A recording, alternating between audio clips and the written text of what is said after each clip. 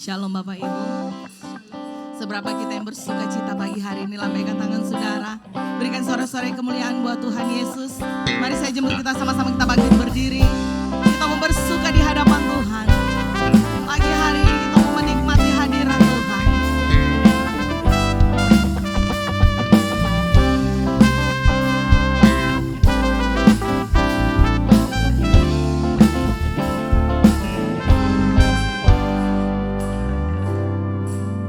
Ku kan bersuka karena kebaikan-Mu. Dalam hadirat Tuhan ku akan bersuka, ku kan bernyanyi puji kebesaran-Mu, dan hatiku bersuka karena Tuhan. Ku kan bersuka karena kebaikan-Mu. Dalam hadirat Tuhan ku akan bersuka, ku kan bernyanyi puji kebesaran-Mu, dan hatiku bersuka karena Tuhan. Rahmat-Nya baru bagiku setiap hari, anugerah-Nya limpah bagiku. Oh, jalan hidupku dengan sukacita, dan kali kaburku digantikan tarian haleluya, dan hatiku bersuka. Rahmat-Nya baru bagiku setiap hari, anugerah-Nya limpah bagiku. Oh, jalan hidupku dengan sukacita, dan kali kaburku digantikan tarian haleluya, dan hatiku bersuka. Saudara bersuka cita, amin. Karena kebaikan Tuhan yang sudah kita rasakan, ku kan bersuka. Mari sama-sama katakan, di dalam hadirat Tuhan kami bersuka. Angkat suaramu bernyanyi bagi Tuhan, puji kebesaran-Nya.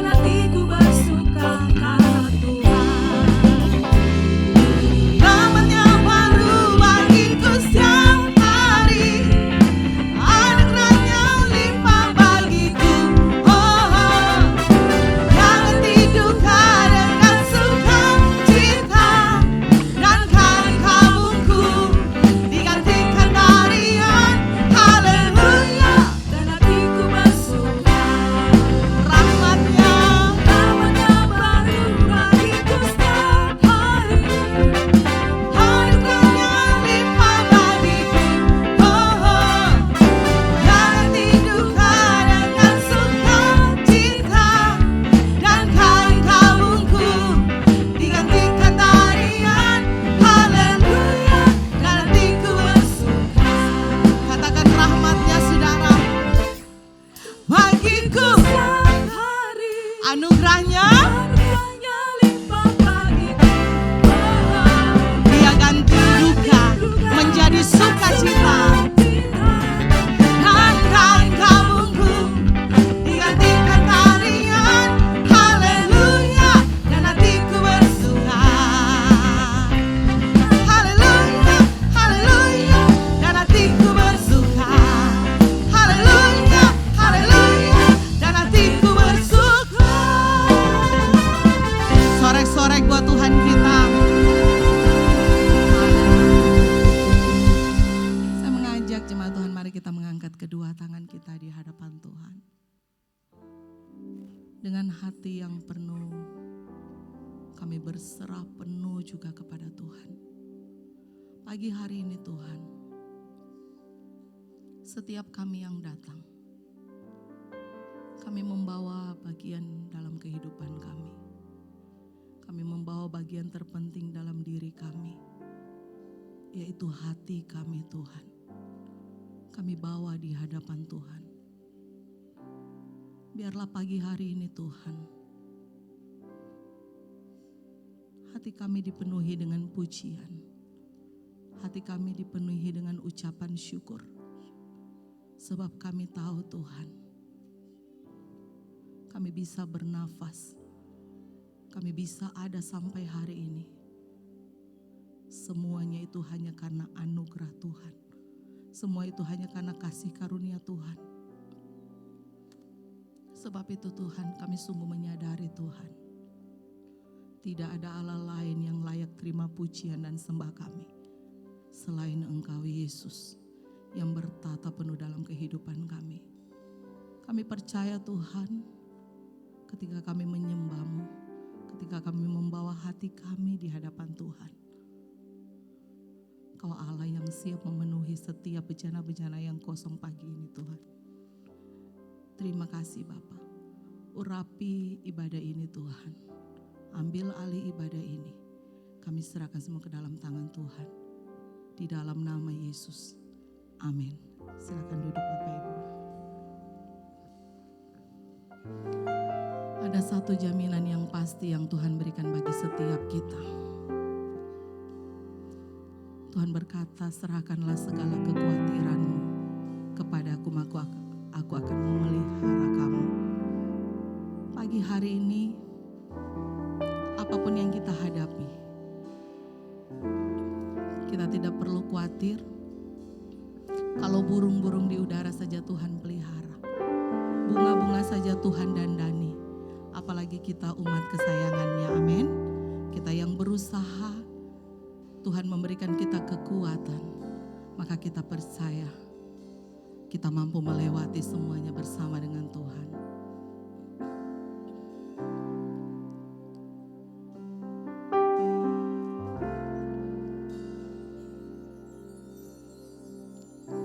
Perhatikanlah bunga bakung di ladang, Tuhan hiasi tanpa bekerja. Apalagi kita orang percaya, Tuhan pelihara, Tuhan cukupkan. Perhatikan burung-burung di udara, Tuhan beri makan tanpa bekerja. Apalagi kita kesayangannya, Tuhan pelihara, Tuhan sediakan. Saat kau perlu, Tuhan tahu. Saat kau minta, Tuhan dengar. Saat percaya, Tuhan bekerja. Saat menangis, Tuhan tahu. Saat berdoa, Tuhan dengar. Saat bersyukur, Tuhan berkati. Berikan sorak-sorai kemuliaan buat Tuhan kita yang dahsyat. Sama-sama dengan saya, nyanyikan pujian ini, katakan. Perhatikanlah bunga bakung di ladang, Tuhan hiasi tanpa bekerja. Apalagi kita orang percaya, Tuhan pelihara, Tuhan cukupkan. Amin, Bapak Ibu, nyanyikan dengan iman. Perhatikan burung-burung di udara, Tuhan beri makan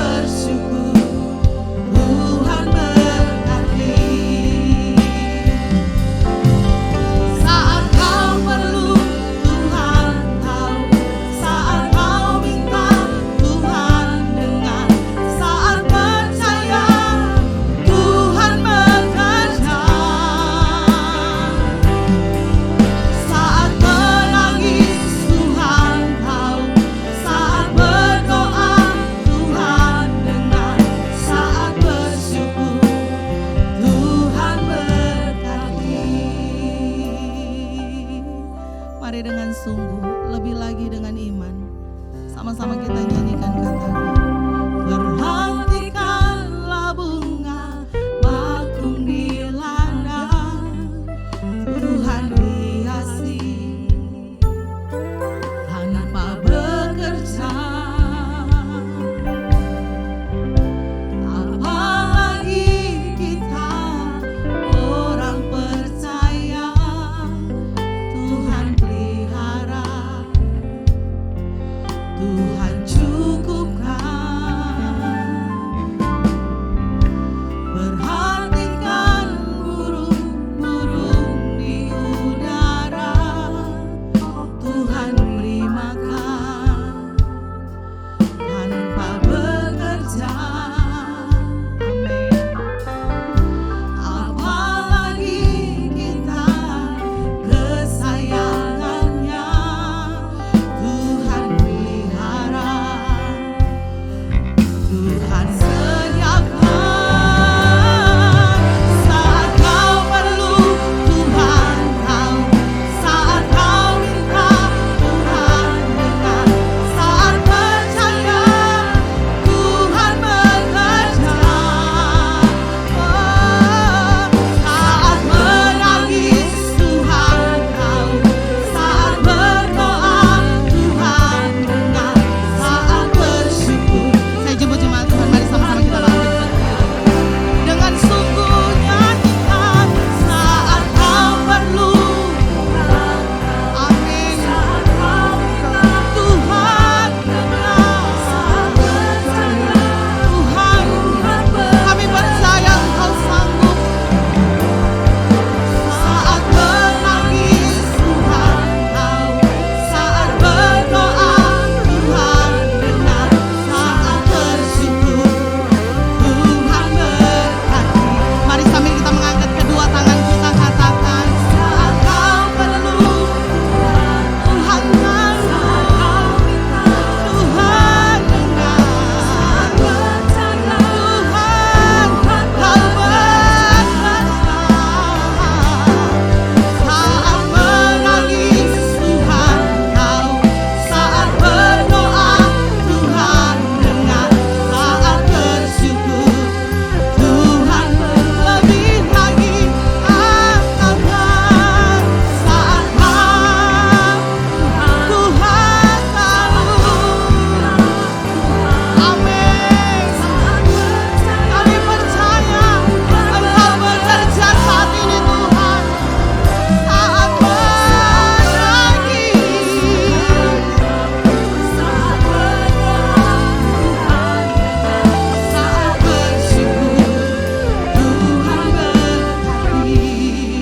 Mari jemaat saja katakan, saat kau perlu. Amin Tuhan. Kau dahsyat Tuhan. Kau dahsyat Tuhan. Amin. Saat kau, Tuhan tahu. Saat bersyukur, Tuhan berkati. Saat bersyukur, Tuhan berkati. Sekali lagi katakan, saat bersyukur, Tuhan berkati.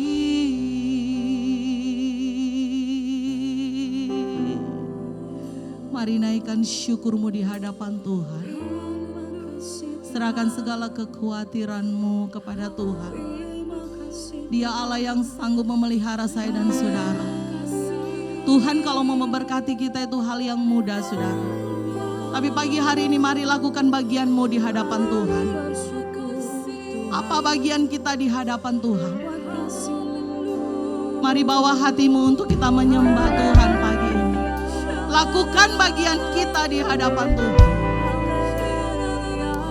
Dengan hati yang penuh ucapan syukur, mari naikkan syukurmu di hadapan Tuhan. Haleluya Yesus.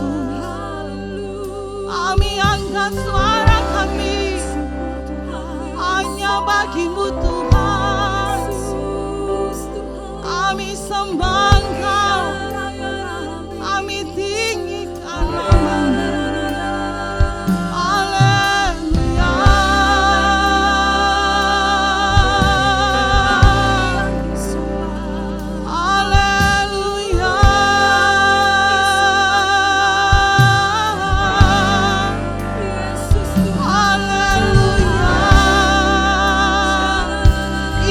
pujian kami Tuhan. Ini sembah kami Tuhan. Oh haleluya, Yesus Tuhan. Kami tinggikan Allah yang hidup. Sembah Tuhan, sembah Tuhan. Haleluya. Oh Tuhan, kami punya Allah yang dahsyat. Kami punya Allah yang hidup. Haleluya. Yesus Tuhan, kami muliakan Engkau, kami agungkan Engkau dahsyat Tuhan. Haleluya. Sembah Tuhan, sembah Tuhan. Oh, kami muliakan Allah yang duduk bersatu atas pujian kami. Sembah sujud kami Tuhan hanya bagi-Mu. Layakan kami pagi ini untuk menjadi penyembah-penyembah-Mu Tuhan.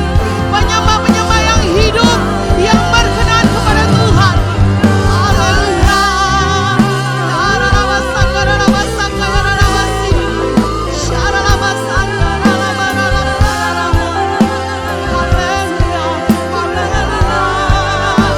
Yesus Tuhan, hadirat-Mu nyata Tuhan. Haleluya, Yesus Tuhan.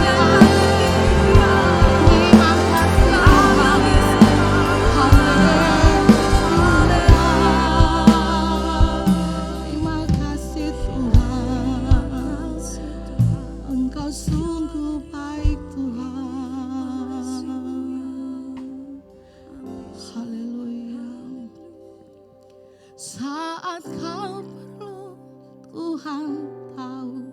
Saat kau minta, mari Bapak Ibu.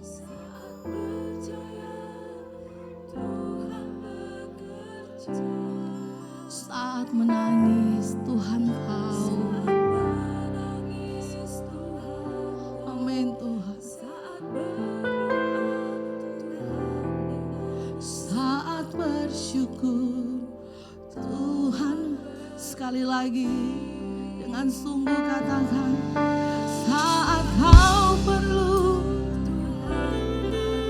saat kau minta, saat percaya, Tuhan bekerja. Saat menangis, Tuhan tahu. Saat berdoa, saat bersyukur, Tuhan berhati.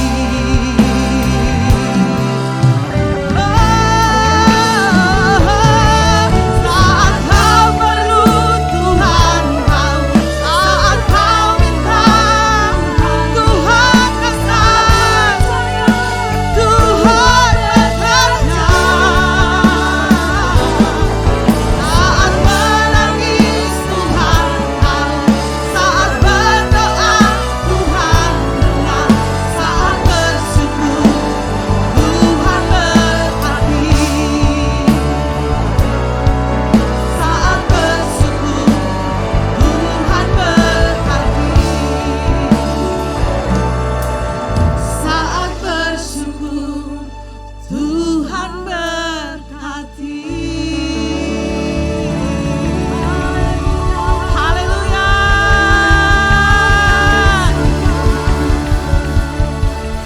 Hati kami limpah dengan syukur, amin. Sebab itu kami mau merayakan kasih Tuhan yang sudah Tuhan nyatakan dalam hidup kita. Pagi hari ini kita mau nyanyikan kebaikan Tuhan.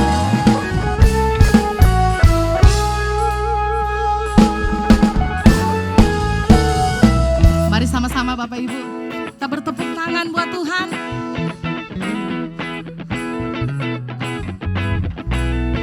Tuhan baik di dalam hidupku, selalu setia di di sepanjang hidupku. Nyatalah perbuatanmu, Kaulah sukacitaku. Tuhan baik di dalam hidupku, selalu setia di sepanjang hidupku. Nyatalah perbuatanmu, Kaulah sukacitaku.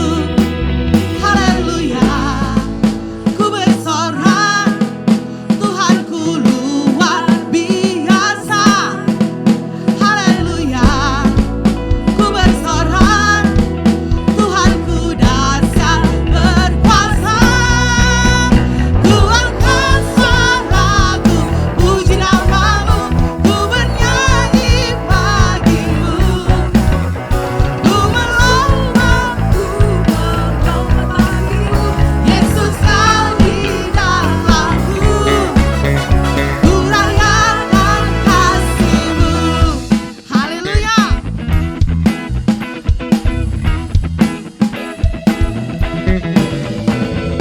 Tuhan baik di dalam hidupku, selalu setia di sepanjang hidupku. Nyatalah perbuatanmu, Kaulah sukacitaku. Tuhan baik di dalam hidupku, selalu setia di sepanjang hidupku. Nyatalah perbuatanmu, Kaulah sukacitaku. Haleluya. Ku bersorak, Tuhanku luar biasa. Amin. Haleluya. Mari ku bersorak, Dia dahsyat, dahsyat berkuasa. Ku angkat suaraku, puji namamu, ku bernyanyi bagimu. Ku bersuka, ku melompat bagimu, Yesus Kau di dalamku. Ku rayakan kasih-Mu. Haleluya. Ku bersorak. Mari saudara, Tuhan kita apa? Dia luar biasa. Haleluya. Dia dahsyat. Amin. Tuhanku dahsyat berkuasa. Ku angkat suaraku, puji namamu, ku bernyanyi bagimu. Ku bersuka, ku melompat bagimu, Yesus Kau di dalamku. Ku rayakan kasih-Mu, Yesus Kau di dalamku.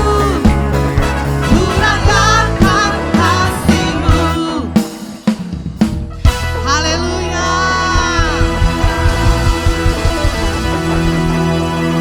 Saudara mau lebih lagi, kita mau menari bagi Tuhan. Amin. Mari kita mau lebih semangat lagi memuji Tuhan Bapak Ibu. Ayo sama-sama dengan saya katakan. Pa, pararara, pararara, parara, pararararara, pararara, pararara, parara, pararararara. Dengan gambus dan kecapi, dengan musik dan tarian kami puji Tuhan. Dengan gambus dan kecapi, mari kita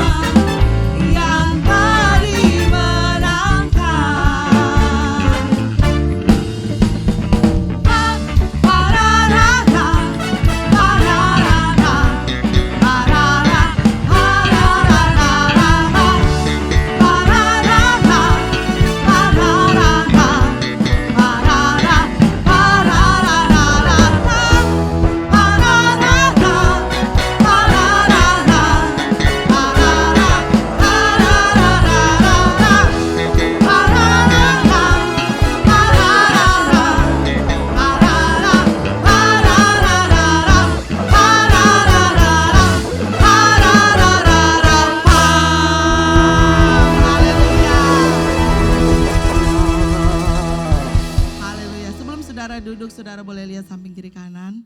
Katakan, biarlah pagi hari ini kita penuh dengan sukacita. Amin. Silakan duduk Bapak Ibu.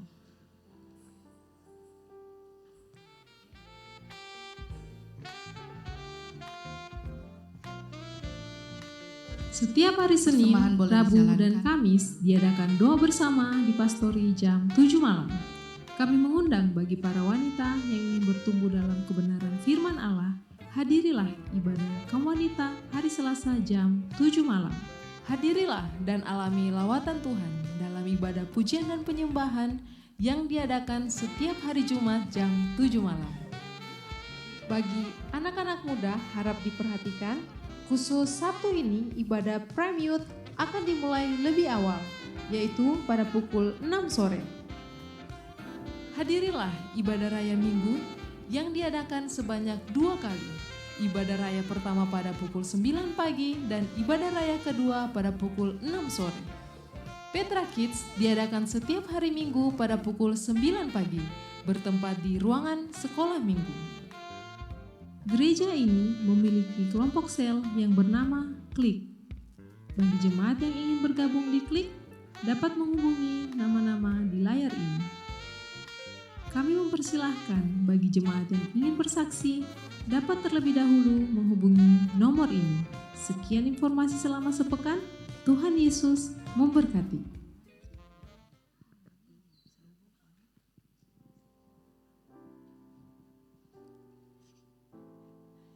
Untuk Prime Youth, mohon untuk diingat kembali, Prime Youth tanggal 4 Februari itu jam 6. Jadi anak muda boleh dicatat jam 6 sore ya, itu ibadahnya lebih awal.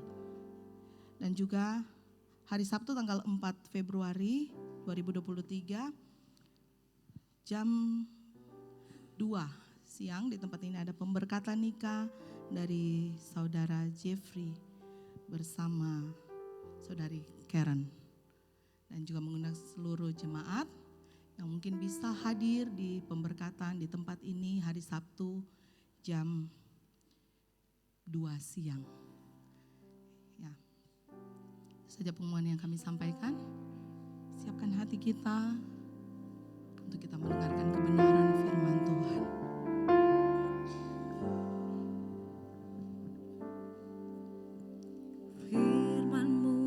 Berkata kau besertaku, maka kuat roh dan jiwaku. Tanganmu Tuhan selalu ku nantikan, di setiap langkahku percaya.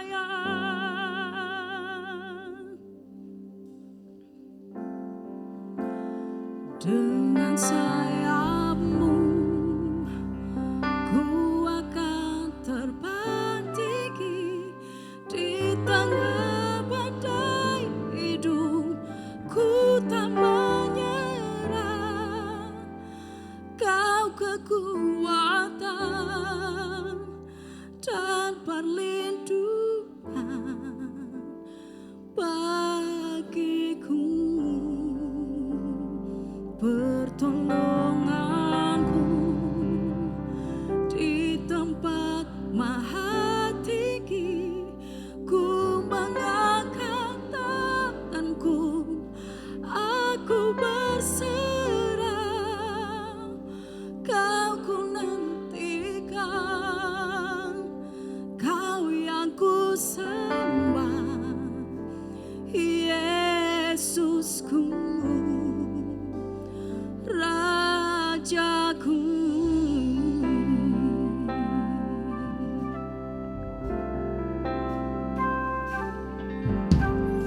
Firman-Mu berkata kau besertaku, maka kuat roh dan jiwaku. Tangan-Mu Tuhan selalu ku nantikan, di setiap langkahku percaya.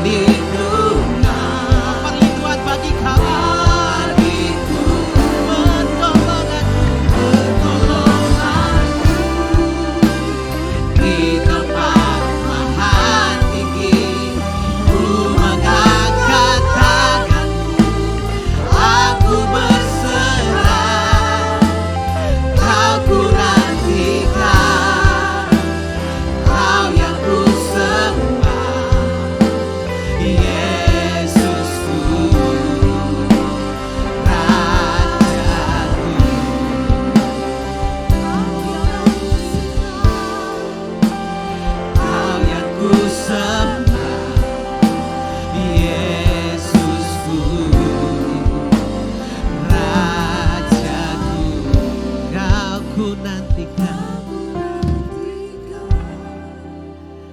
Kau yang ku sembah, Yesusku,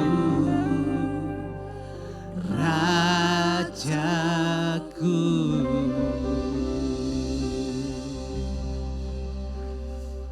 Jangan ragu-ragu untuk beri tepuk tangan bagi Allah kita. Lebih dahsyat lagi. Hanya Dia yang layak dipuji, hanya Dia yang layak disembah, dimuliakan. Dia Tuhan yang berdaulat atas seluruh kehidupan kita. Dia satu-satunya juru selamat kita. Terima kasih Bapa buat kesempatan yang Tuhan berikan kepada kami untuk kembali berkumpul memuji menyembah-Mu. Biar hari-hari yang kami lewati, biar waktu-waktu kesempatan yang Tuhan masih berikan kepada kami pergunakan untuk mencari Tuhan. Kami pergunakan untuk menyenangkan hati Tuhan. Sebab kami tidak tahu batas akhir kehidupan kami. Kami tidak pernah mengerti akhir perjalanan hidup kami itu seperti apa. Yang Tuhan inginkan dalam kehidupan kami adalah menjadi pemuji dan penyembah Tuhan yang menyembah Tuhan di dalam roh dan kebenaran. Dan Tuhan katakan kepada perempuan Samaria, akan tiba saatnya. Dan hari ini kami telah berdiri sebagai pemuji dan penyembah Tuhan yang benar. Biar ini terus berlangsung, ini terus kami kerjakan dalam kehidupan kami sampai Tuhan Yesus datang kedua kalinya. Dan Tuhan akan berkata, hai orang-orang yang setia, masuklah di dalam tempat yang sudah disediakan bagimu. Terima kasih Bapa. Kami bersyukur buat waktu ini. Dan saatnya kami akan mendengarkan isi hatimu, kami akan mendengarkan firman-Mu. Apapun yang Tuhan berikan untuk kami dengarkan hari ini. Kami perlu roh penundukan diri, kami perlu roh ketaatan. Kami perlu telinga seorang murid, kami perlu hati seorang hamba. Di dalam nama Yesus Kristus Tuhan. Ketika orang mendengarkan Yohanes, Yohanes tidak punya pakaian yang indah. Dia hanya berpakaian kulit binatang. Tetapi orang mendengarkan dia. Hari ini hamba bukan siapa-siapa, hamba hanya manusia biasa. Tetapi hamba menyampaikan kebenaran-Mu. Bersetiap kami mau tunduk, mau taat dan mendengarkan isi hati-Mu.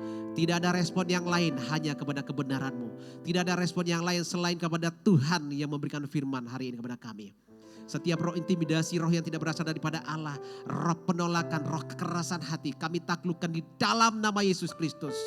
Biar tudung Tuhan diaktifkan di tempat ini. Biar setiap kebenaran firman Tuhan yang memerdekakan kami diaktifkan di tempat ini. Diaktifkan setiap tapal batas di sekeliling tempat ini. Sehingga semua yang dari luar tidak akan masuk di tempat ini. Hanya ada Roh Kudus yang mendidik, mengajar kami. Di dalam nama Yesus Kristus Tuhan. Biar hikmat ilustrasi pewahyuan daripada Tuhan ditambahkan buat kami mengerti isi hati-Mu. Di dalam nama Yesus Kristus. Roh Kudus, mari bersama dengan hamba-Mu sampaikan firman-Mu. Kami siap dengan firman-Mu. Di dalam nama Yesus Kristus Tuhan, yang siap bersama-sama katakan haleluya, amin. Ya. Shalom saudara. Ya puji Tuhan, kita masih diberi waktu, diberi kesempatan untuk bersama-sama beribadat kepada Tuhan. Ya, ada seorang yang mengungkapkan isi hatinya, saudara kasih Tuhan. Ya, saya tahu bermacam-macam orang punya gaya dalam menyampaikan firman Tuhan. Macam-macam gayanya orang menyampaikan khotbah, saudara kasih Tuhan. Ya. Kalau saudara yang suka nonton YouTube, nonton TikTok, saudara akan lihat macam-macam model hamba Tuhan.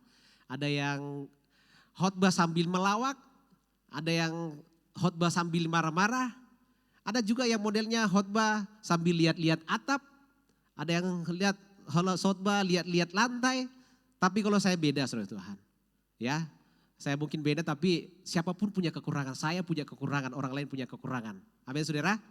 Ya, saya harap saudara hanya fokus kepada firman Tuhan, saudara jangan fokus kepada kekurangan saya. Saya kalau khotbah suka lototin orang, suka lihat-lihat orang. Ya, siapa yang paling serius saya justru lihat. Ini siapa nih, saya lihat ini siapa yang paling serius nih. Kemudian yang kedua saya suka lihat orang yang ngantuk, supaya saya lihatin terus sampai kapan dia mengantuk. sampai kapan dia bisa bangun dari tidurnya. Nah, saudara hati-hati ya, saudara yang suka tidur saya akan lihatin saudara. Ya, saudara yang respon kepada firman Tuhan yang saya sampaikan, saya suka liatin orang yang suka respon. Artinya orang itu menerima firman Tuhan. Yang setuju katakan amin. Amin saudara. Nah pagi ini saya punya cerita dari Palolo, saya punya kisah hidup sendiri. Nah saudara tahu kalau saudara lihat ikat pinggang saya ini agak ketat ini, artinya ada kemajuan sedikit ya di bagian perut saya maksud saya. Ya kalau saudara lihat dari sini, ya selama ini saya menganggap diri saya orang yang hamba Tuhan yang berhasil mempertahankan kondisi yang langsing seperti itu, menjadi pendeta yang langsing. Ya, tapi akhirnya ini celana saya jadi sempit, saudara.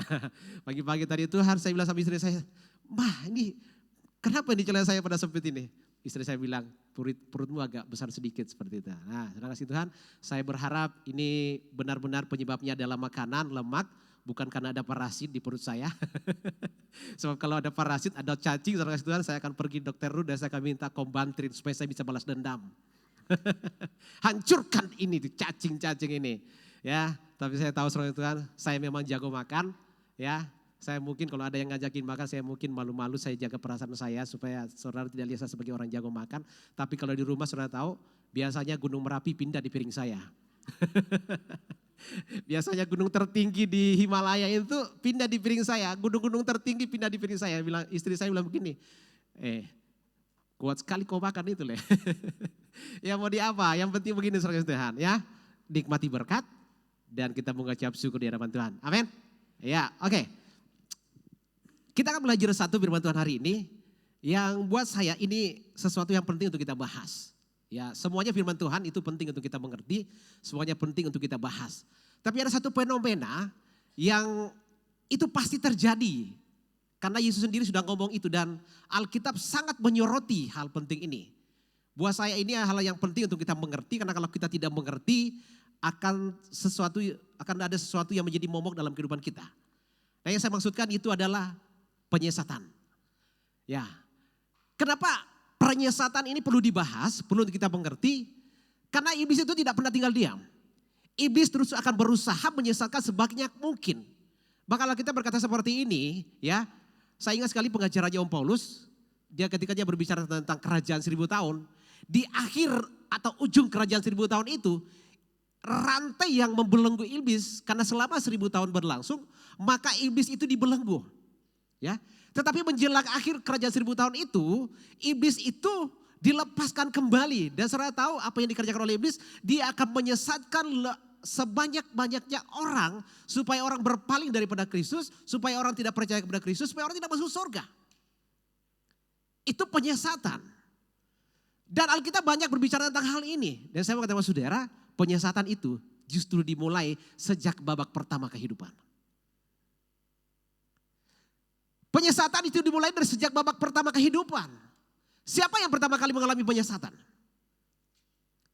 Atau siapa yang pertama kali disesatkan? Yang pertama kali disesatkan itu justru manusia pertama, saudara kasih Tuhan. Coba kita buka ayat ini. Ya, supaya kita mengerti bahwa Tuhan sangat berfokus kepada bagian ini supaya ini tidak terjadi dalam kehidupan kita. Sebab kalau ini terjadi dalam kehidupan kita, itu sangat bahaya karena kita tidak akan memperoleh bagian kita dalam kerajaan surga. Karena kalau kita sudah disesatkan, artinya kita berpaling daripada Kristus. Ya, nanti kita akan buka ayatnya, orang yang berpaling daripada Kristus itu tidak punya bagian di dalam Tuhan. Ya, Kejadian 1 ayat 3, 1-4. Perhatikan ayat ini. Adapun ular ialah yang paling cerdik dari segala binatang di darat dijadikan oleh Tuhan Allah. Ular itu berkata kepada perempuan itu, tentulah Allah berfirman semua pohon dalam taman ini jangan kamu makan buahnya. Bukan? Lalu sahabat perempuan itu kepada ular itu, buah pohon-pohonan dalam taman ini boleh kami makan. Tetapi tentang buah pohon-pohon yang ada di tengah-tengah taman, Allah berfirman jangan kamu makan ataupun rabah buah itu nanti kamu mati. Ayat 4 berkata, tetapi ular itu berkata kepada perempuan itu, sekali-kali kamu tidak akan mati. Tetapi Allah mengetahui bahwa pada waktu kamu memakannya, matamu akan terbuka dan kamu akan menjadi sama seperti Allah, tahu tentang yang baik dan yang jahat. Ini adalah bentuk penyesatan yang pertama kali terjadi. Cikal bakal jadinya dosa dalam kehidupan dunia ini, atau pertama kali hadirnya dosa di bumi itu justru dimulai dengan hadirnya penyesatan. Dengan dimulainya penyesatan. Dan itu terjadi di Taman Eden. Terjadi di wilayah di mana ada kekuasaan, di mana Tuhan memberikan manusia untuk berkuasa atas bumi. Saudara bayangin, Adam, Hawa, itu penerima kebenaran yang pertama. Itu penerima firman Tuhan yang pertama. Tapi karena dia, Yesus harus mati di kayu salib. Artinya apa saudara Tuhan? Penyesatanlah yang membuat Yesus mati di kayu salib.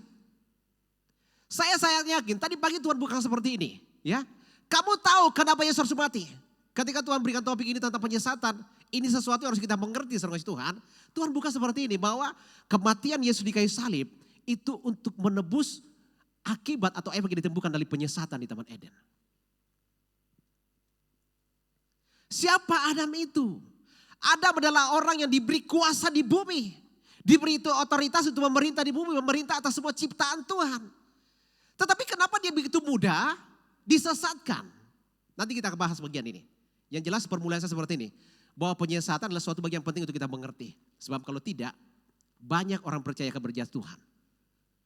Dan sorotan utama dari penyesatan itu adalah membuat kita berpaling daripada Tuhan. Supaya kita tidak percaya kepada Tuhan. Sorotan utama atau serangan utama daripada roh penyesatan adalah membuat kita tidak mengakui Yesus adalah Tuhan. Dan itu terus gencar dilakukan ya. Sampai saat ini ada banyak orang yang percaya yang berjatuhan.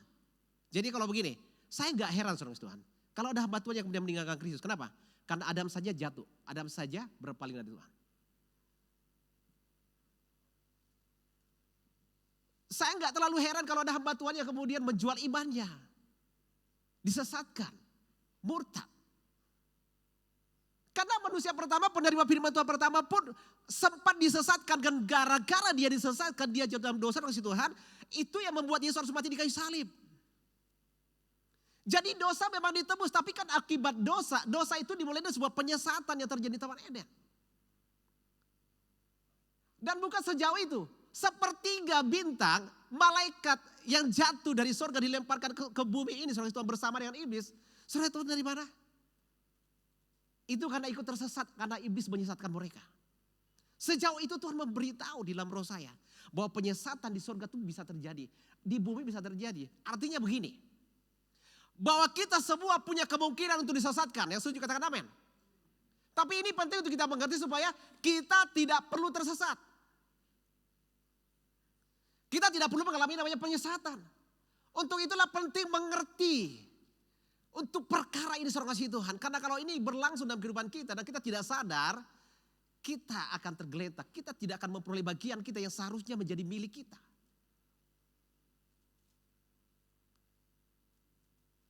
Yesus sangat menyoroti bagian ini. Karena itu salah satu penekanan utama, Yesus tidak hanya memerintahkan pergilah ke seluruh dunia, ya, beritakanlah Injil, baptilah semua orang. Bukan cuma itu, tapi ada topik utama yang disampaikan kepada murid Kristus, yaitu ketika dia mengumpulkan murid-muridnya, salah satu tekanan yang diberikan kepada para murid adalah penyesatan. Kita akan buka kebenaran ini.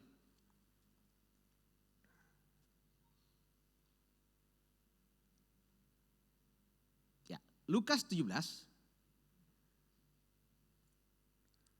Kita buka ayat ini, Lukas 17 ayat 1 mulai. Ya.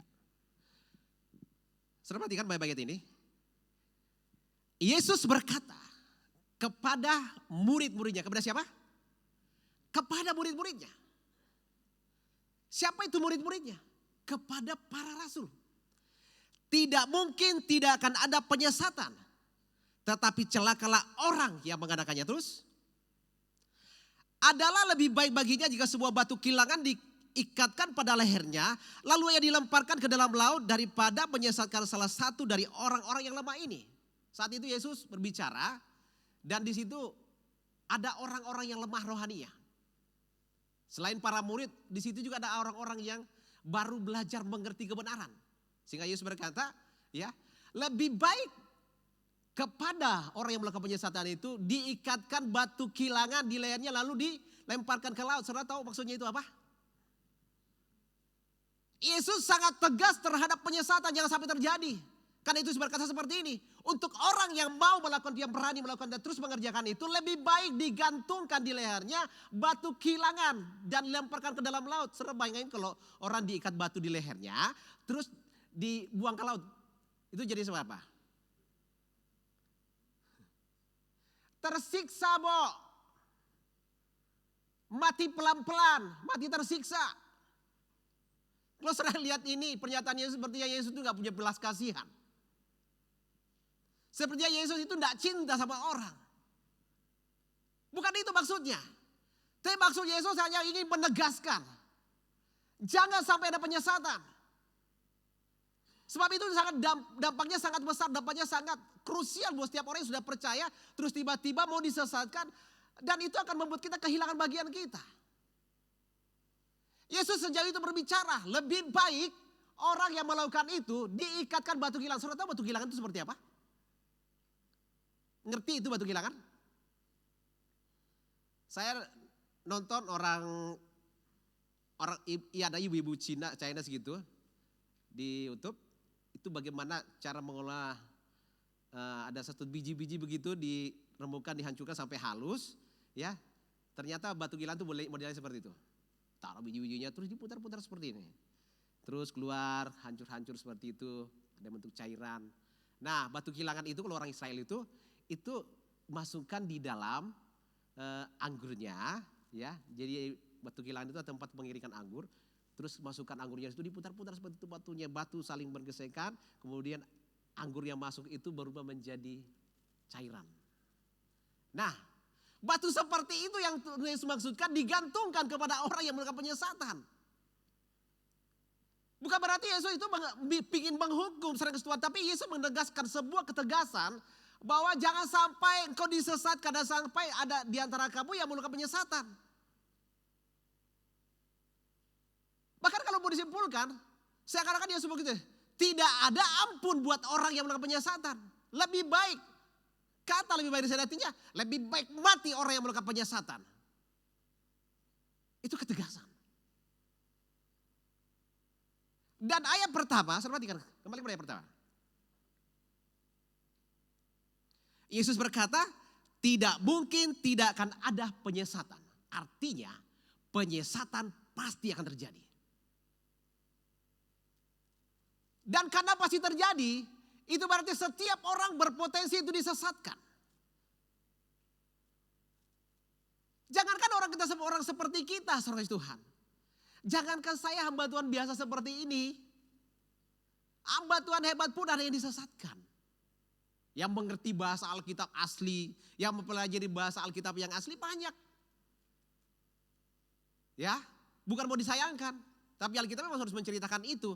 Banyak bintang-bintang yang akan jatuh. Bintang-bintang yang jatuh itu adalah ya orang-orang yang dipakai Tuhan pun akan berjatuhan. Dan itu salah satu dampak daripada penyesatan, saudara Tuhan. Karena itu kita gak perlu heran ya. Jangan saudara gak usah maki-maki orang kalau sampai ada hamba Tuhan yang kemudian murtad, ada anak-anak Tuhan yang harus murtad. Karena firman Tuhan harus digenapi. Ada penyesatan, ya. Nah celaka kalau orang yang melakukan penyesatan, tapi nih orang yang tersesat itu kan bahaya juga. Orang yang tersesat itu kan bahaya sampai kehilangan, saudara Tuhan. Ya, coba kita buka ayat ini.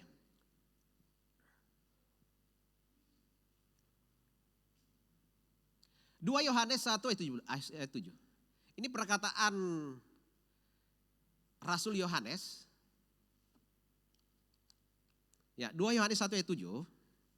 Sebab banyak penyesat telah muncul dan pergi ke seluruh dunia yang tidak mengaku bahwa Yesus Kristus telah datang sebagai manusia. Sekali lagi penegasannya bahwa penyesatan yang dilakukan, yang akan dikerjakan, yang dilakukan oleh beberapa orang yang dikatakan di sini banyak penyesat yang telah muncul dan pergi ke seluruh dunia itu menyesatkan. Apa inti penyesatannya?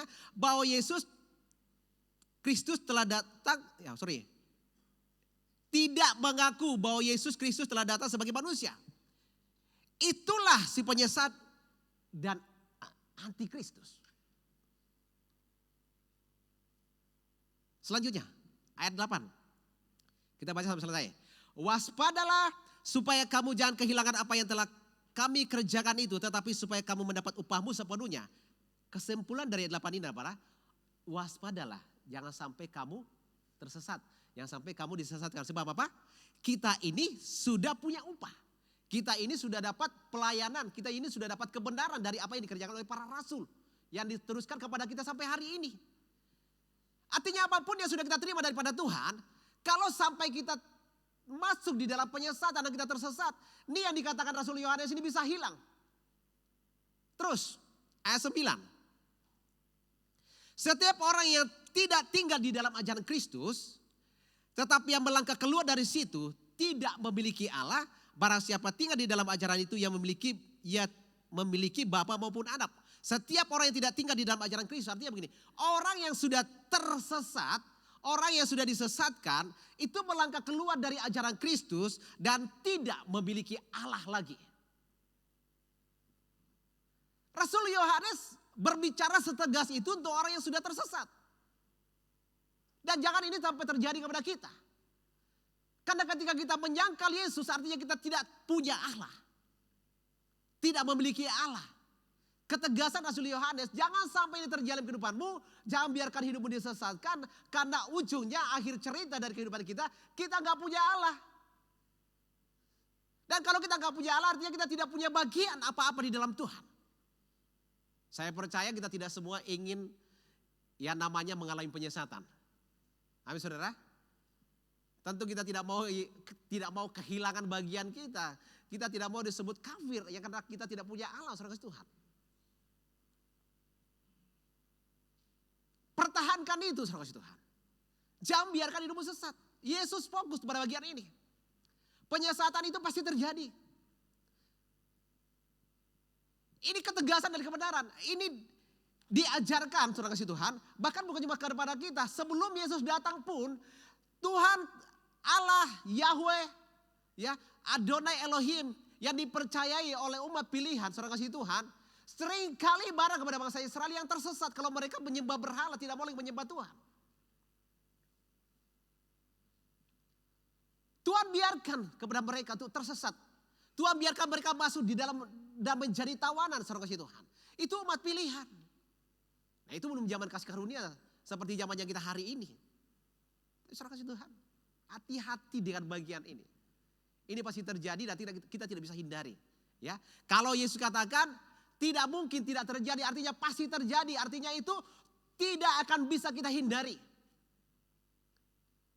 Roh penyesat itu akan menjadi ujian iman kita, saudara Tuhan. Roh penyesat itu akan menjadi tantangan iman kita tersendiri dalam kehidupan kita. Ya, karena itu kita harus banyak belajar dari firman Tuhan. Ya, jangankan nih ya, tidak belajar. Orang belajar saja masih disesatkan. Orang yang banyak gali firman Tuhan saja masih banyak yang lakoni tiap hari baca firman Tuhan, yang belajar dari Alkitab ini masih bisa tersesat. Apalagi kita saudara Tuhan. Triknya nggak jauh-jauh saudara Tuhan.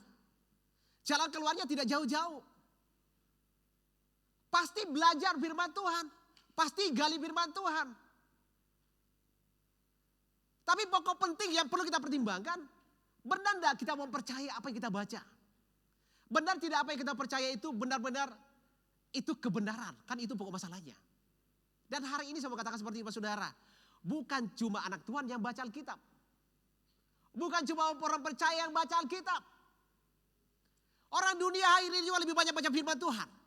Tapi bukan untuk dimerdekakan. Bukan untuk mengerti kebenaran. Tetapi mencari jalan untuk kita bisa disesatkan dari kebenaran ini.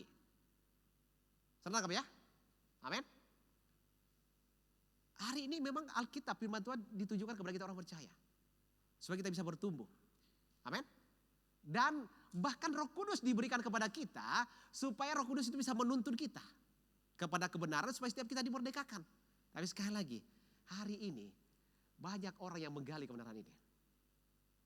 Hari ini banyak orang yang baca Alkitab. Hari ini banyak orang yang bicara firman Tuhan. Tapi ada orang yang tidak dimerdekakan oleh firman Tuhan sekalipun dia membaca. Itulah sebabnya Roh Kudus diberikan kepada kita untuk menuntun kita mengerti dan dimerdekakan. Bedanya orang baca firman Tuhan sampai tidak dimerdekakan karena nggak pakai Roh Kudus. Dan Roh Kudus Roh kasih Tuhan diberikan kepada kita supaya kita tidak tersesat. Karena Roh Kuduslah yang membuat kita insaf mengerti kebenaran supaya kita merdeka. Ini salah satu penekanan penting saudara. Jangan dukakan Roh Kudus. Berikan dia dalam perannya. Berikan dia dalam tanggung jawabnya. Karena kalau orang belajar Alkitab, mau gali kebenaran Alkitab, ya, kalau tidak tuntunan Roh Kudus, ujung-ujungnya akan tersesat. Jadi Yesus memberikan penekanan ini bukan hanya supaya murid itu menyampaikan Injil saja. Menjangkau banyak jiwa. Tetapi yang terpenting dalam kehidupannya jangan sampai mereka juga disesatkan. Karena Yesus dengan tegas berkata, soal penyesatan itu pasti akan terjadi, saudara Tuhan. Kalau Yesus berkata seperti itu artinya kita harus berhati-hati, kita harus waspada. Apalagi Rasul Yohanes tadi sudah berkata seperti ini, ya, telah banyak bangkit penyesat dan pergi ke seluruh dunia.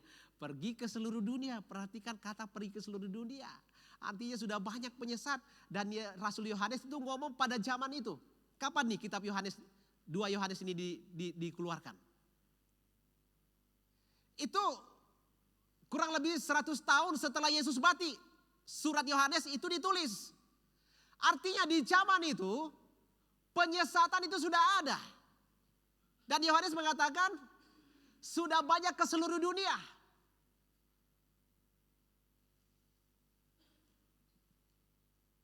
Sudah menyebar ke seluruh dunia di zaman itu, saudara Tuhan. Di zaman 100 tahun setelah, kurang lebih 100 tahun setelah Yesus mati. Kitab Yohanes ditulis, saudara Tuhan. Dan dia juga memberitakan tentang penyesatan itu. Kalau di zaman itu saya sudah diberitakan, sebagai sebuah kebenaran penting untuk diketahui supaya apa? Orang yang sudah mengerti Injil, orang yang sudah mengerti Tuhan, orang yang sudah mengerti Yesus gak perlu berpaling dari Yesus. Karena ada penyesatan terjadi. Nah hari ini, itu berapa tahun bedanya? Hampir kurang lebih 2000 tahun sudah diberitakan tentang penyesatan ini. Dan sampai hari ini, kita adalah dampak paling besar yang akan menerima bagian ini kalau kita tidak menyadari ini. Kalau kita tidak mengerti bagian ini.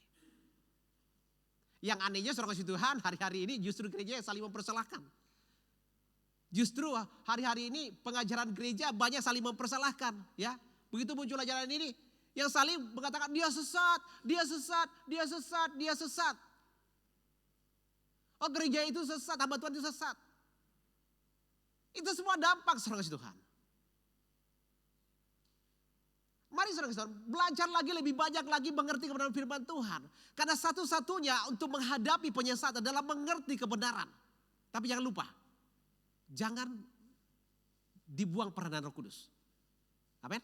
Biarkan Roh Kudus terus berperan dalam kehidupan kita. Karena itu satu-satunya yang akan membuat kita tetap ada berada dalam Kristus. Ya, sekali lagi banyak orang yang belajar Alkitab. Ya, kalau saudara masuk di bangku kuliah di STT, nih ada namanya Islamologi, ada juga Kristologi. Nah teolog di seberang itu belajar Kristologi. Teolog Kristen juga belajar Islamologi. Jadi hari ini kebenaran banyak dipelajari orang. Tapi salahnya saudara Tuhan, banyak orang pelajari hanya untuk mencari kelemahan. Dan kesalahan yang paling parah adalah membuat tekanan-tekanan bahwa Yesus itu bukan Tuhan. Seperti dikatakan Yohanes tadi. Penyangkalan atau ajaran paling pokok dari penyesatan adalah membuat orang berpaling daripada Kristus. Saudara, nih hati-hati dengan bagian ini. Ya. Terus bagaimana? Nih, bagaimana caranya kita menghadapi penyesatan ini? Ya, ini bagian penting kita mengerti. Bagaimana caranya kita menghadapi penyesat? Kita buka di dalam kitab Timotius, 1 Timotius.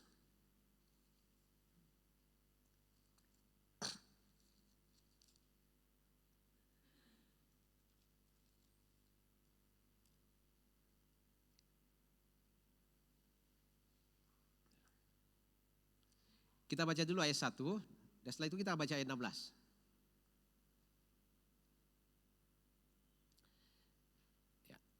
Ini Rasul Paulus menegaskan kepada Timotius, dari Paulus, Rasul Kristus Yesus menurut perintah Allah, Juru Selamat kita dan Kristus Yesus, dasar pengharapan kita. 1 Timotius 4, ayat 1. Ya, perhatikan ini ya. Ini perkataan Paulus kepada Timotius. Tetapi Roh dengan tegas mengatakan bahwa di waktu-waktu kemudian ada orang yang akan murtad lalu mengikuti roh-roh penyesat dan ajaran-ajaran setan. Rasul Paulus itu tidak bertemu langsung, bahkan tidak ada ketika Yesus menegaskan kepada para murid tentang akan adanya penyesatan. Jadi zaman itu Rasul Paulus itu tidak hadir. Bahkan saat itu ketika Yesus hadir dan Yesus mengajarkan tentang akan hadirnya penyesatan, Rasul Paulus itu bukan terhitung orang percaya. Dia masih Saulus, dia masih ahli Taurat, dia masih Farisi, saudara Tuhan. Namun ketika dia dipilih menjadi rasul, kepekaan dia di dalam roh membuat dia mengerti tentang adanya penyesatan. Karena itu dia berkata seperti ini, tetapi roh dengan tegas. Bukan Yesus yang berbicara langsung, sama seperti ketika Yesus mengumpulkan para murid dan dia berkata kepada mereka, tidak mungkin tidak akan terjadi penyesatan. Artinya penyesatan pasti terjadi. Saat itu Paulus tidak ada.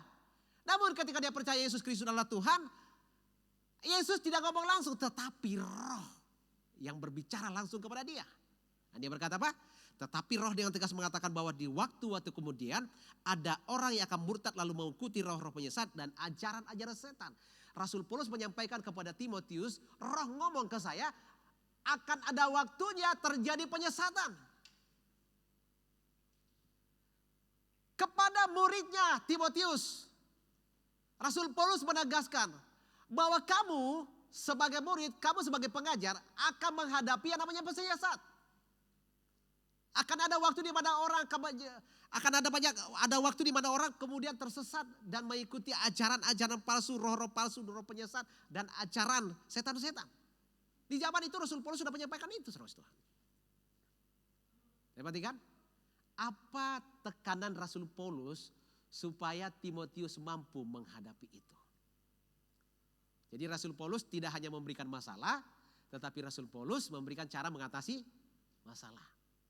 Ya, Rasul Paulus itu tidak hanya menceritakan masalah yang akan terjadi, fenomena-fenomena penyesatan yang akan terjadi, tetapi Rasul Paulus juga mengungkapkan bagaimana cara mengatasi penyesatan itu. Nah itu yang penting. Mari kita buka ayat 16. Bagaimana cara kita mengatasi penyesat itu? Ayat 16.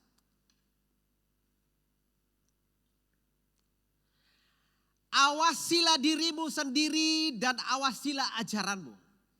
Bertekunlah dalam semuanya itu, karena dengan berbuat demikian engkau akan menyelamatkan dirimu dan semua orang yang mendengarkan engkau. Sekali lagi, mari sama-sama baca. 1, 2, 3.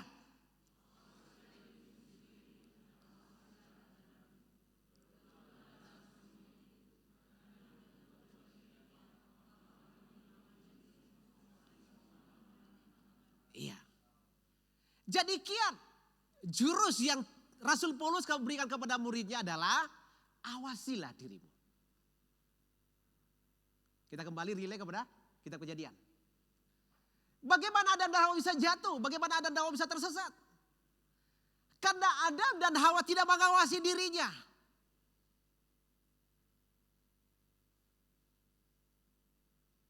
Cara kita mengawasi diri kita adalah bagaimana? Perhatikan apa yang Tuhan karuniakan kepadamu. Perhatikan otoritas apa Tuhan memakai kamu dalam hal apa. Di Taman Eden, saudara Tuhan itu memberikan otoritas kepada Adam untuk memerintah. Tetapi dia mencoba bermain-main dengan hal yang tidak penting. Saya tidak tahu apakah Adam ini mengerti bahwa iblis itu dilemparkan ke bumi atau tidak.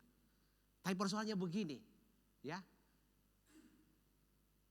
Ini bukan sesuatu yang benar buat dia. Iblis itu kalau dia mengerti sudah dia dilemparkan di bumi, berarti ada masalah dengan dia. Ya, walaupun Alkitab tidak menceritakan bahwa iblis itu dilemparkan ke bumi dan Adam tahu itu. Ya. Tapi persoalannya Alkitab sudah mengatakan bahwa iblis dilemparkan dari surga. Berarti kehadiran iblis di Taman Eden itu adalah sesuatu yang tidak diharapkan sebetulnya oleh Adam dan Hawa. Namun ketika iblis mulai berbicara, Adam, Hawa tidak mengawasi dirinya. Bagian pertama yang kita harus tahu, sebenarnya kita mengawasi diri kita. Awasi diri kita bahwa kita adalah anak Tuhan, kita adalah orang yang sudah ditebus, kita sudah punya Tuhan. Sehingga kalau kita peduli kepada hal yang lain, yang kemudian bisa menyesatkan kita, itu artinya kita akan kehilangan sesuatu yang penting dalam kehidupan kita. Paling tidak kita tidak berpikir, kita akan kehilangan kedudukan kita akan kehilangan apa yang penting di dalam Tuhan. Jadi awasi dirimu. Ya, ini penekanan ya. Mari kita awasi diri kita masing-masing. Kata awasilah dirimu artinya berhati-hatilah. karena akan ada penyesatan dalam hidupmu. Itu yang ditekankan oleh Rasul Paulus kepada Timotius. Awasilah dirimu, karena akan ada yang namanya penyesatan. Sebab jika kamu tidak mengawasi dirimu, engkau mudah disesatkan. Dia orang-orang yang mudah disesatkan ini, orang-orang yang tidak mawas diri. Orang-orang yang tidak mengawasi dirinya. Ya. Masih di jalur kebenaran atau tidak.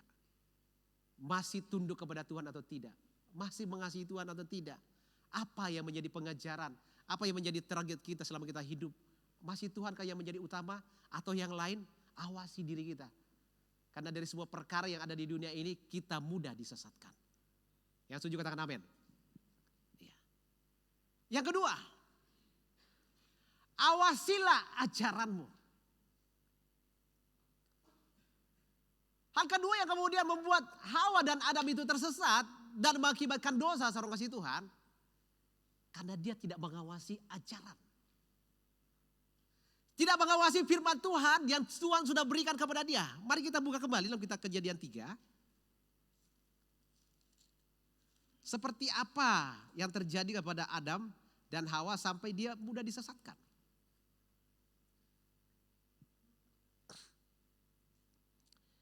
Kita baca dulu Kejadian 2 ayat 15.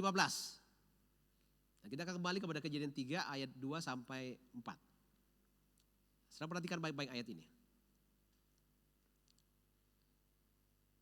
Tuhan Allah mengambil manusia itu dan menempatkannya dalam Taman Eden untuk mengusahakan dan memelihara taman itu. Lalu Tuhan Allah memberikan perintah itu kepada manusia.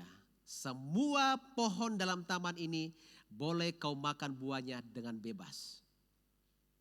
Tetapi pohon pengetahuan tentang yang baik dan yang jahat itu, janganlah kau makan buahnya. Perhatikan kata-kata demi kata-kata. Janganlah kau makan buahnya. Sebab pada hari engkau memakannya, pastilah engkau mati. Sekarang perhatikan apa yang disampaikan oleh Hawa ketika iblis bertanya tentang hal ini. Ayat 2. Kita mulai dari pertama. Ya. Tentulah, bagian B ya. Tentulah Allah berfirman, semua pohon dalam taman ini jangan kau makan buahnya, bukan? Perhatikan ya. Lalu sahut perempuan itu kepada ular itu. Buah pohon-pohonan dalam taman ini boleh kami makan. Tetapi tentang buah pohon yang ada di tengah-tengah taman, Allah berfirman, jangan kamu makan. Masih betul jangan kamu makan. Tetapi ada yang ditambahkan seorang kasih Tuhan. Yang ditambahkan itu apa? Ataupun rabah buah itu. Saudara, sepintas ayat ini yang kita baca dalam Kejadian 2 ayat 17 dan Kejadian 2 ayat 3 ini sepertinya sama. Terus saya berikan, Hawa sedikit menambahkan kalimat di situ. Itu yang menjadi plesetan. Itu menjadi cara kemudian iblis bisa masuk. Ini yang namanya tidak mengawasi. Nah, seringkali saudara kasih Tuhan, kita menyampaikan firman Tuhan tidak seperti aslinya. Karena itu kita berkata, jangan menambahi dan mengurangi firman Tuhan. Itu akan menjadi masalah. Nah, kalau sampai itu terjadi saudara Tuhan, akan dengan mudah kita disesatkan. Nah, yang jelas di sini bahwa apa? Hawa tidak mengawasi pengajaran dari Tuhan. Adam pun tidak mengawasi pengajaran firman Tuhan. Bukankah Adam yang pertama kali mendengar firman ini? Namun ketika Hawa mengambil buah itu dan ditawarkan kepada Adam, Adam gak nolak. Benar ya? Adam tidak menolak. Baca selanjutnya ayat itu. Ya.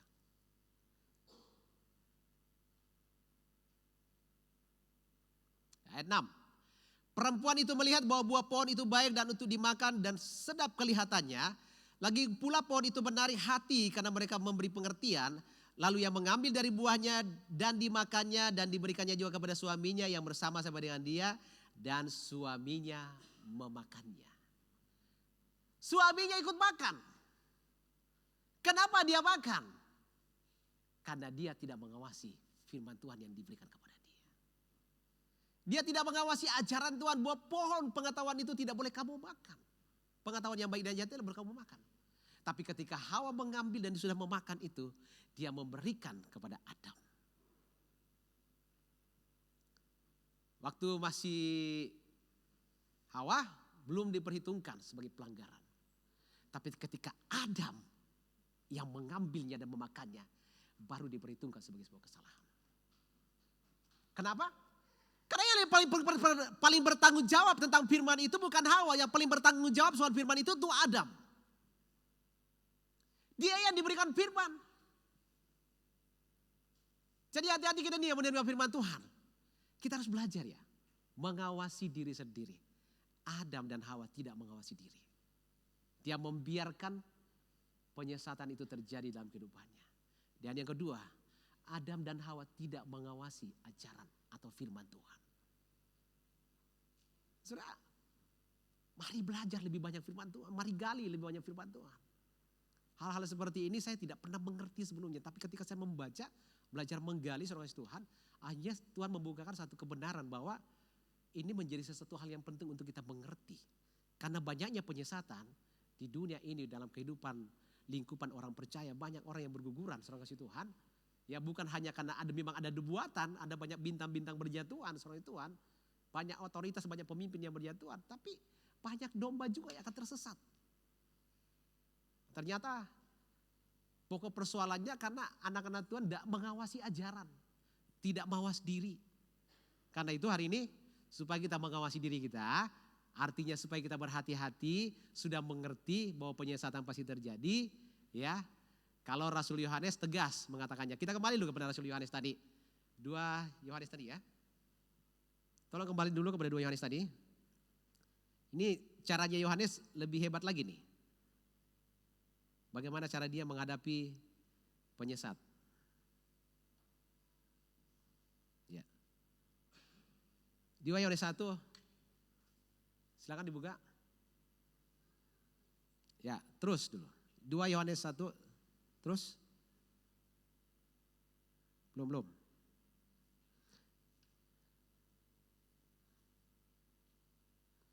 2 Yohanes 1 ayat 7. Ya. Terus ayat 8. Ayat 9.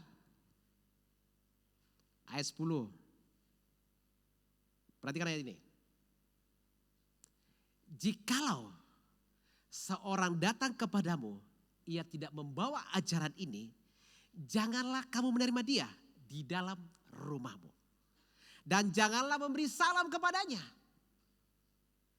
Ini penekanan dari Rasul Yohanes.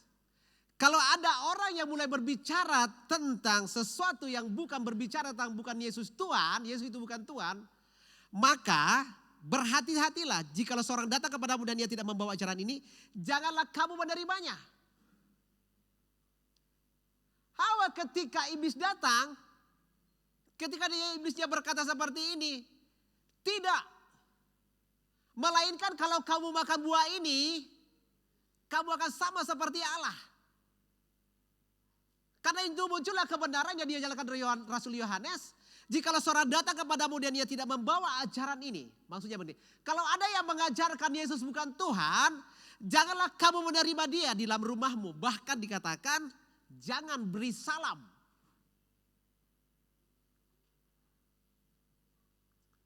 Atau dengan kata lain jangan mengistimewakan orang yang mulai berbicara tentang Yesus bukan Tuhan. Jangan ladeni. Jangan hadapi dan jangan biarkan itu terjadi di kehidupanmu. Itu cara mengawasi diri. Selanjutnya 11. Masih ada ya? Sebab barang siapa memberi salam kepadanya, ia mendapat bagian dalam perbuatannya yang jahat. Baru memberi salam saja kepada orang yang menyesatkan, kita sudah ambil bagian di dalam penyesatan itu. Belum lagi kalau kita sudah tersesat. Kita baru respon saja, baru beri salam saja kepada orang yang berkata Yesus bukan Tuhan, seorang kasih Tuhan. Itu kita sudah ambil bagian di dalam bagian orang itu, bagian kejahatan orang itu. Setegas itu Rasul Yohanes mengatakan ini. Berhati-hati dengan penyesatan. Karena kita baru ngomong saja, memberi salam saja buat Yohanes, itu sudah salah. Apalagi menerimanya di dalam rumah, tambah salah. Apalagi terima pengajarannya, tambah salah. Kita sudah tersesat, kita sudah ambil bagian dalam kejahatannya. Nah, bagian mana yang penting perlu kita jaga dalam kehidupan kita? Ini bagian penting, ini bagian terakhir ya semua sama kita saudara. Bagian terpenting yang perlu kita mengerti dari ajaran Kristus adalah bagaimana kita mempertahankan Kristus sebagai Tuhan. Karena itu adalah pokok yang paling diajarkan untuk menyesatkan kita. Penyangkalan-penyangkalan yang sejak dari dulu terjadi untuk menyesatkan banyak orang adalah penyangkalan Yesus adalah Tuhan. Hati-hati ya, hari-hari ini banyak orang yang tidak bisa bertanggung jawab tentang imannya. Hari-hari ini banyak orang yang tidak bisa mempertanggungjawabkan kepercayaannya, kebenaran firman yang dia mengerti. Ya, karena apa, dari kecil diajarkan Yesus Tuhan, mari kita begereja. Percaya saja Yesus Tuhan. Tapi untuk menjelaskan Yesus Tuhan itu sangat sulit. Apalagi kalau kita orang sudah mulai menyerang kepada kita, benarkah Yesus mati? Ya, ada satu pertanyaan yang membuat saya sangat tergelitik. Ini pertanyaan menggelitik telinga saya. Ya, pertanyaan itu seperti modelnya. Waktu Yesus mati, siapa yang cabut nyawanya? Ada yang bisa jawab tempat ini? Kita orang percaya, sangat percaya Yesus mati, amin. Pertanyaannya, waktu Yesus mati siapa yang cabut nyawanya?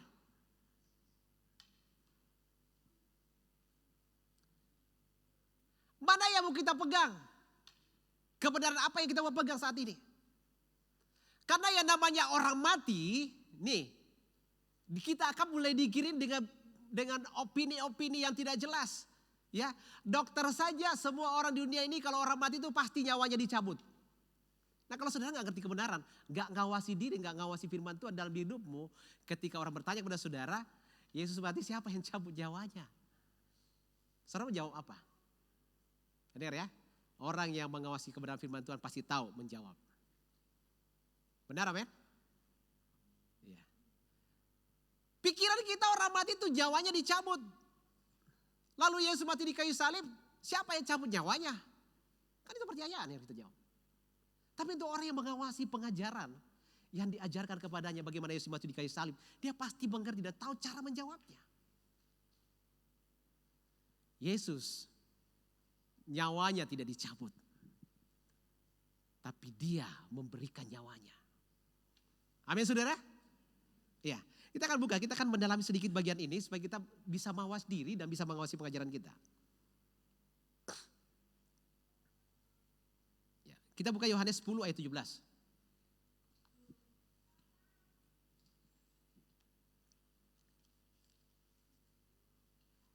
Ini dia nih. Saya harap saudara bisa mendalami kebenaran ini supaya saudara menjawab pertanyaan-pertanyaan kritis dari orang-orang di luar kita. Supaya kita tidak mudah disesatkan. Mari kita mengawasi diri kita, kita mengawasi pengajaran kita. Yohanes 10 ayat 17.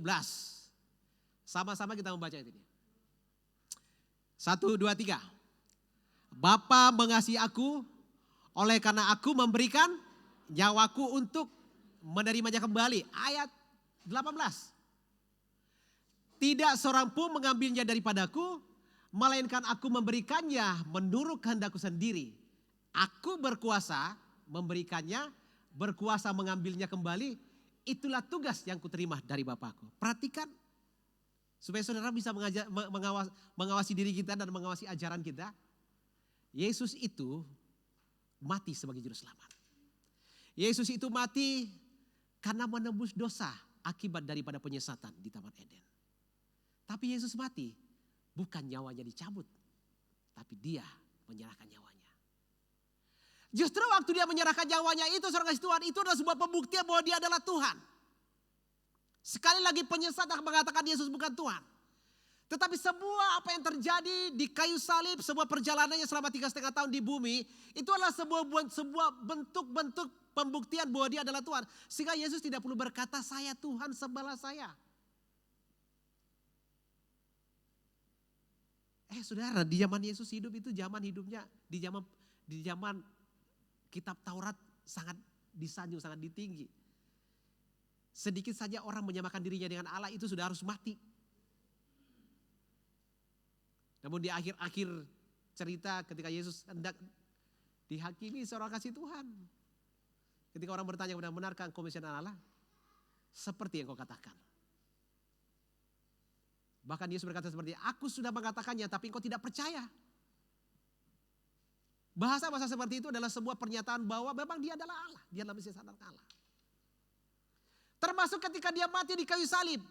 Nyawanya gak dicabut. Kenapa? Karena ayat tadi menceritakan bahwa dia berkuasa menyerahkan nyawanya. Dan bukan cuma berkuasa menyerahkan nyawanya. Dia juga berkuasa mengambilnya kembali. Untuk itulah kita gak perlu lagu lagi saudara Tuhan. Ketika kita berbicara tentang Yesus mati dan Yesus bangkit.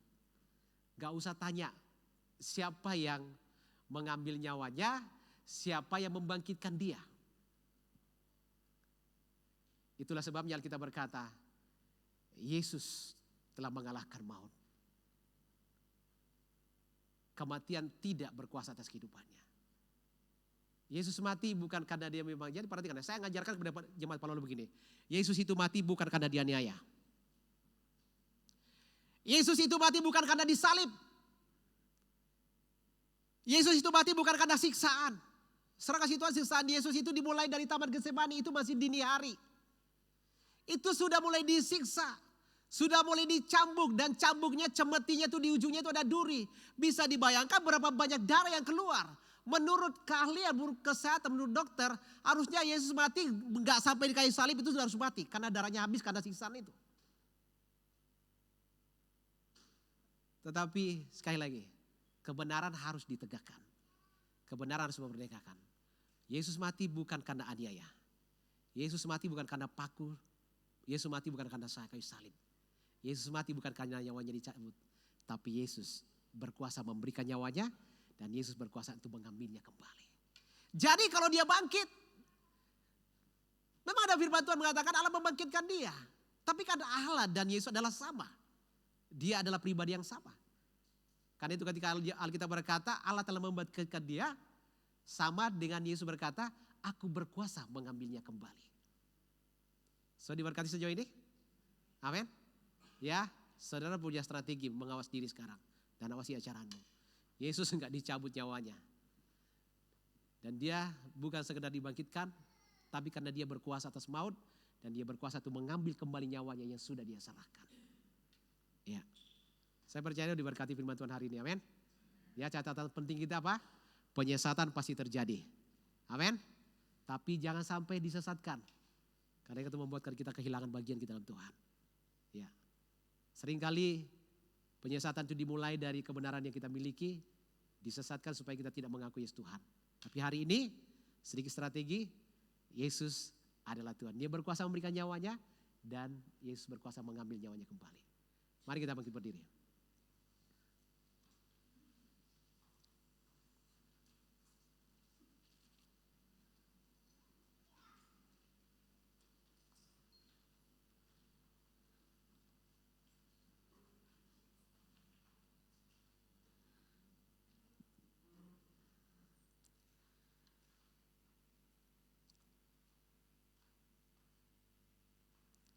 Kami bersyukur buat Tuhan, buat setiap kebenaran-Mu yang Tuhan sudah sampaikan kepada kami.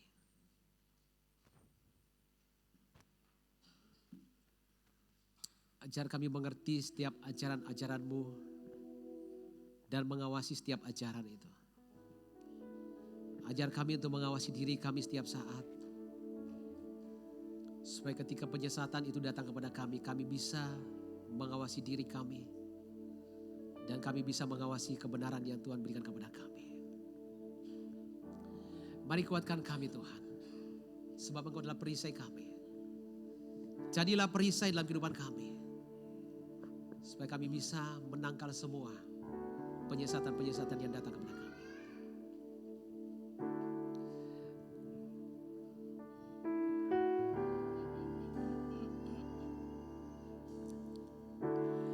Engkaulah perisaiku saat badai hidup menerpaku. Firman-Mu di dalamku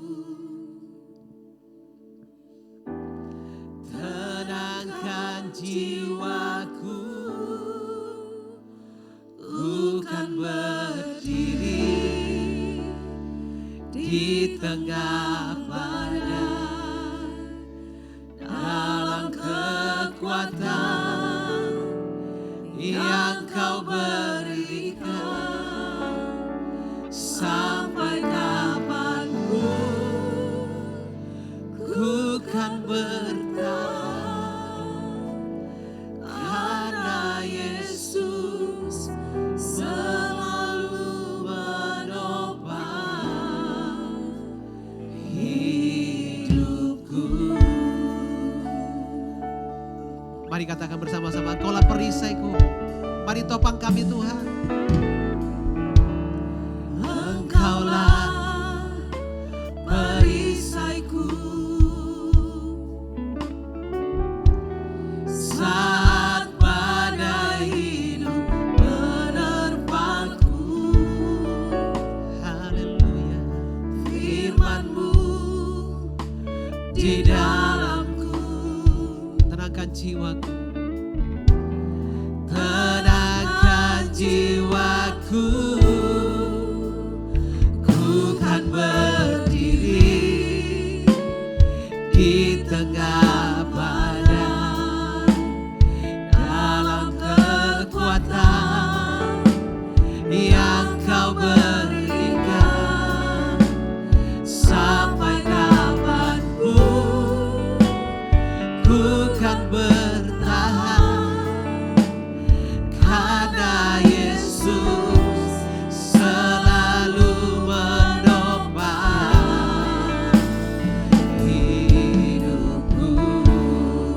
Ku kan berdiri, ku kan berdiri di tengah badai, dalam kekuatan yang Kau berikan, sampai kapanpun ku kan bertahan, karena Yesus selalu menopang. Ku kan berdiri di tengah badai, dalam kekuatan yang Kau berikan, sampai kapanpun ku kan bertahan, karena Yesus selalu menopang hidupku. Karena Yesus selalu menopang hidupku. Karena Yesus kata Yesus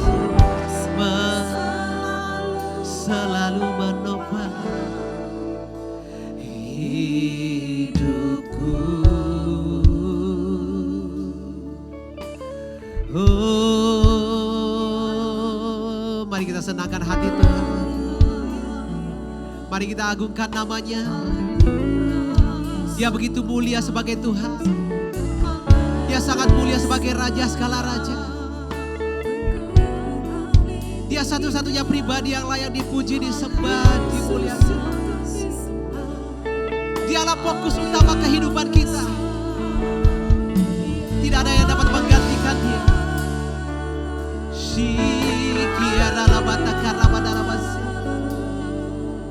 Oh, kami puji, kami sembah, kami muliakan nama-Mu, kami agungkan nama-Mu. Tiada lama syikirere. Oh yes.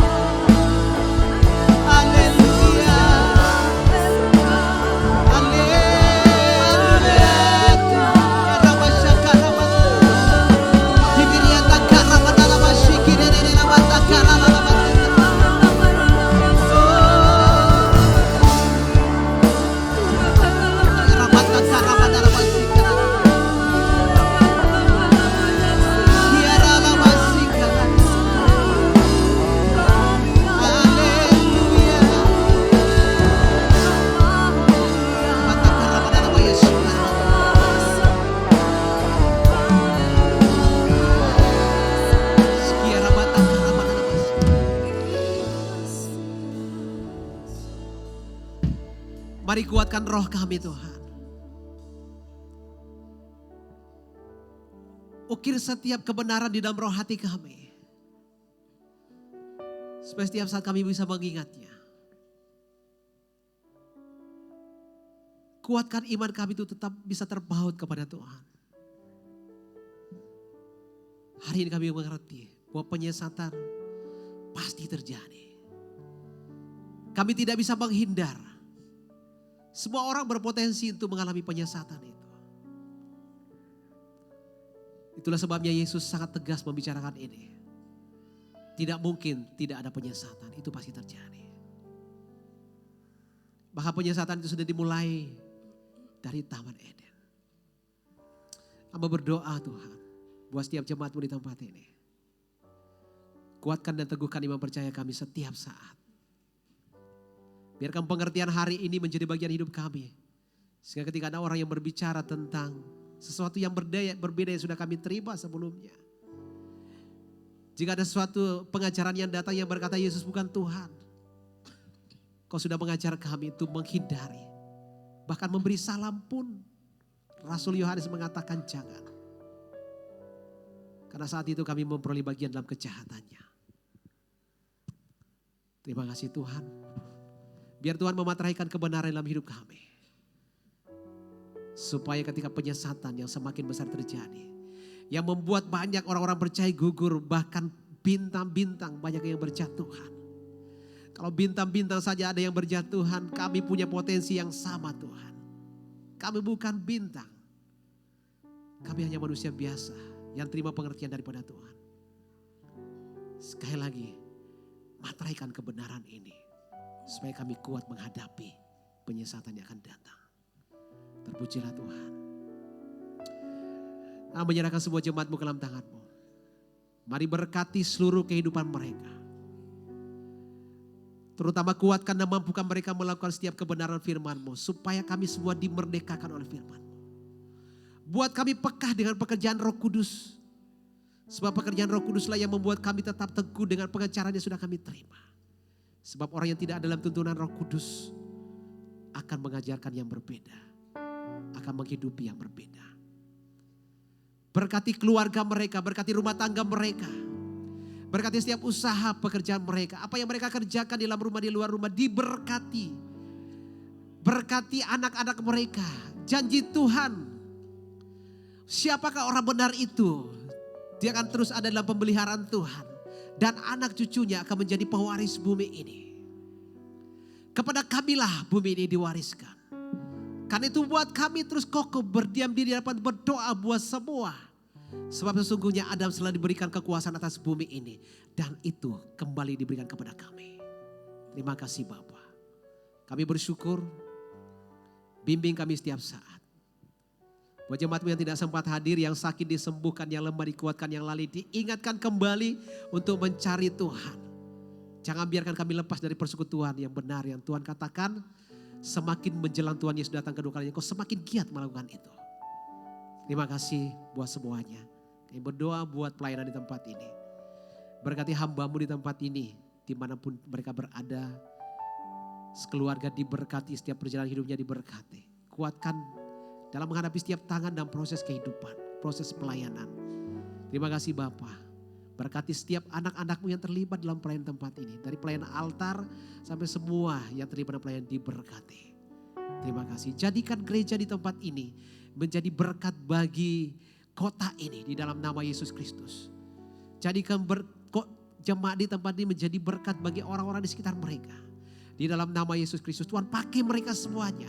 Untuk menjadi alat-Mu, menjadi terang-Mu, untuk menyampaikan kebenaran-Mu. Supaya setiap orang bisa melihat Kristus yang hidup dalam kehidupan mereka. Terima kasih Bapa. Kami berdoa buat ibadah sebentar malam. Tuhan berkati setiap jemaat yang akan datang. Beri cuaca yang terbaik buat kami bisa berkumpul kembali. Terpujilah Allah yang hidup. Mari saudara kasih Tuhan, kita angkat tangan kita di hadapan Tuhan. Dan kita terima berkat yang melimpah dari Bapa Surgawi. Cinta kasih daripada Yesus Kristus.